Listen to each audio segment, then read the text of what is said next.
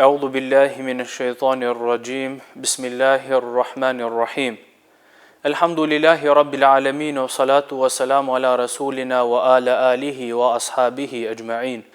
Falënderimi dhe lavdërimi i takon Allahut fuqiplot, atë e falenderojmë, prej tij falje, ndihmë, rahmet dhe mëshirë kërkojmë. Salatet dhe selamet tona shpirtit të pastër të Muhammed Mustafas alayhi salatu wassalam ja dërgojmë mbi familjen e tij, mbi shokët e tij dhe mbi mbar umetin të cilët do të ndjekin rrugën e tij deri në ditën e Kiametit. Të nderuar vëllezër dhe të nderuara motra, jemi në muajin e bekuar të Ramazanit ku secili prej nesh jemi duke e kryer një farz, një obligim të Allahut fuqiplot. Edhe pse të gjithë ne agjerojmë njëjtë, duke filluar nga syfiri dhe duke mbaruar me iftar, duke qëndruar pa hëngër dhe pi, pra kushtet e agjerimit i kemi të njëjta, përfundimi ynë në fund ndryshon.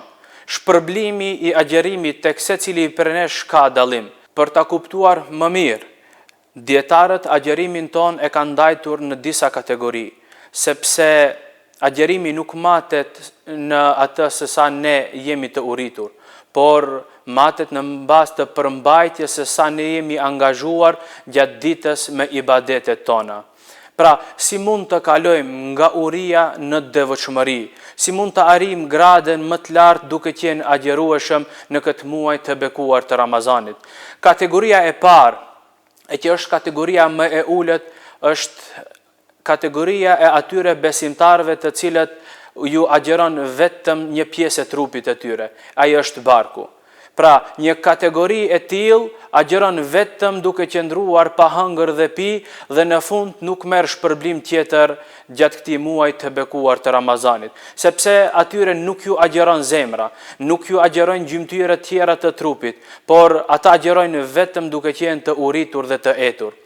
Pra, ata ende nuk e kanë kuptuar qëllimin e agjerimit, për të cilën Allahu fuqiplot në Kur'anin famëlar tha: "Le'allekum tettekun." Qëllimi i agjerimit është që ne të bëhemi të devotshëm, të arrijmë takvallëkun dhe devotshmërinë tonë në bazë të aktivitetit dhe punës tonë, jo në bazë të urisë për bukë dhe etjes për ujë. Ne nuk duhet që ta lejojmë veten tonë të qëndrojmë të uritur dhe të etur, e nga ana tjetër të jemi të mbushur me inat, me zili, me xhelozi ndaj njerëzve dhe rrethit që na rrethojnë. Pejgamberi alayhi salatu wassalam në një hadith thot: ka agjerues të cilët nga agjerimi i tyre nuk marrin diç tjetër vetëm se urinë dhe etjen. E të nderuar vëllezër, ne nuk duhet jemi ata të cilët qëndrojmë disa orë të tëra pa hëngër dhe pi, e në fund shpërblimi ynë të jetë vetëm ajo uria e cila na ka shoqëruar gjatë tërë ditës. Kategoria e dytë është kategoria atyre besimtarëve të cilët gjatë agjerimit të tyre ju agjeron çdo pjesë e trupit të tyre, jo vetëm barku. Atyre ju agjeron zemra, ju agjeron dora, ju agjeron syri, duke u kujdesur që sa më larg haramit të qëndrojnë. Pra, këta e kanë kuptuar se Ramazani është mundësi për ndryshim. Agjerimi është mundësi e ardhë ku njeriu mund të reflektoj për të qenë në kategoritë më të mira të cilat i ka lavdruar Allahu dhe pejgamberi alayhi salatu wassalam. Thot pejgamberi alayhi salatu wassalam në një hadith: kush nuk i lën fjalët e reme dhe veprat e këqija, Allahu nuk ka nevojë që ai të qëndrojë i etur dhe i uritur. Kështu na mëson pejgamberi alayhi salatu wassalam se ne duhet jemi ata të cilët angazhohemi me tërë trupin ton për të qenë prej kategorisë të cilën e don Allahu fuqiplot. E kategoria tjetër dhe e fundit, më e lavdruara nga Allahu dhe pejgamberi alayhi salatu wassalam, është kategoria e atyre besimtarëve të cilët gjatë agjerimit të tyre ju agjeron tërë qenja e tyre si trup, mirë po ata këtë e tregojnë nëpërmes veprave dhe punëve të hajrit. Ata gjatë muajit të bekuar të Ramazanit e i shtojnë namazet e tyre, i shtojnë leximin e Kur'anit, i shtojnë veprat e mira, e shtojnë sadakan, e shtojnë teuben dhe pendimin tek Allahu fuqiplot. E kjo kategori e ka kuptuar se nëpërmes agjerimit mund të arrihet xheneti i Allahut në botën tjetër. Të nderuar vëllezër, a mund të lejojmë ne që këtë mundësi të artë që Allahu na ka ofruar në këtë muaj të Ramazanit të na kalojë duke i humbur të gjithë të shpërblime e kryesorja xhenetin në botën tjetër?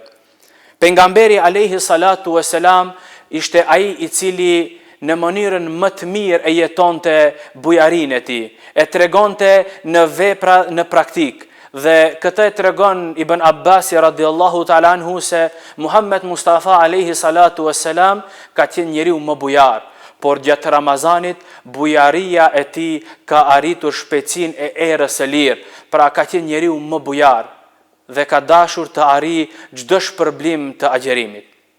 Të nderuar vëllezër e të nderuara motra, pas pak ne do të ndëgjojmë thirrjen e ezanit të akşamit.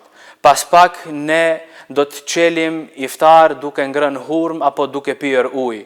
Por para se me i bë këto, ne duhet ndalemi t'i bëjmë një pyetje vetes tonë. Për çka agjeruam sot? Agjeruam për të qenë pjesë e kategorisë së parë ku vetëm kemi qëndruar pa hëngër dhe pi?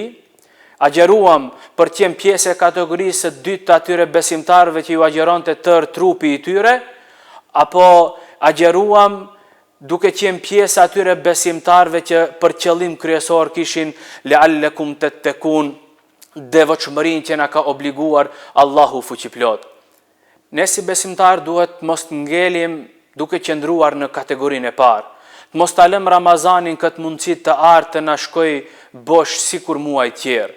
Sepse muaj i bekuar i Ramazanit, të nderuar vëllezër dhe të nderuara motra, nuk matet se sa ditë ne kemi agjeruar, nuk matet se sa orë ne kemi qëndruar pa hëngër dhe pi, po matet në bazë të aktivitetit, në bazë të ndryshimit dhe reflektimit që agjerimi e ka bërë tek ne.